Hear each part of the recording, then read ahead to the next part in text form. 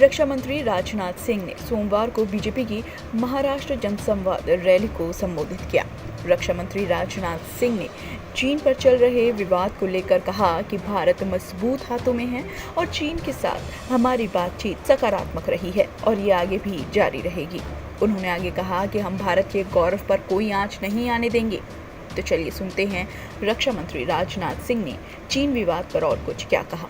बहनों भाइयों, भारत चीन को सीमा को लेकर एक विवाद का सिलसिला लंबे समय से चला आ रहा है।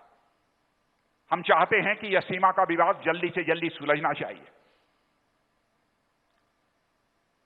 आज मैंने देखा कि कांग्रेस के वरिष्ठ नेता ने और साथ ही साथ राहुल जी ने पूछा और एक और बड़े सांसद ने पूछा विरोधी दल के कि सरकार को आकर बतलाना चाहिए कि भारत और चीन की सीमा पर क्या हो रहा है।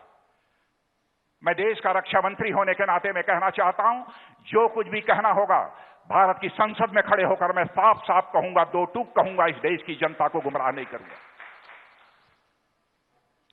इस समय भारत और चीन दोनों के बीच मिलिट्री लेवल पर भी बातचीत चल रही है और डिप्लोमेटिक बातचीत भी चल रही है।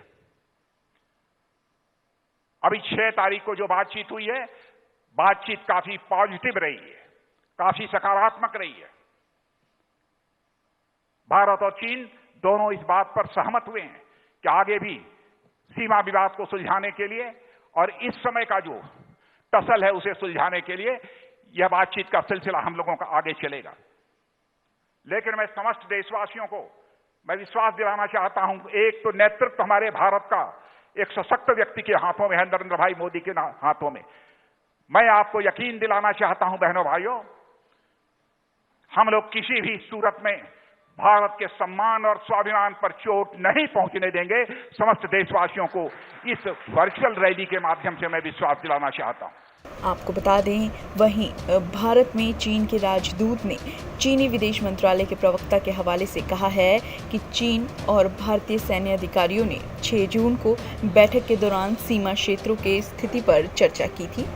राजनयिक और सैन्य चैनलों के जरिए दोनों देश सीमा मुद्दों को हल करने पर बात कर रहे हैं।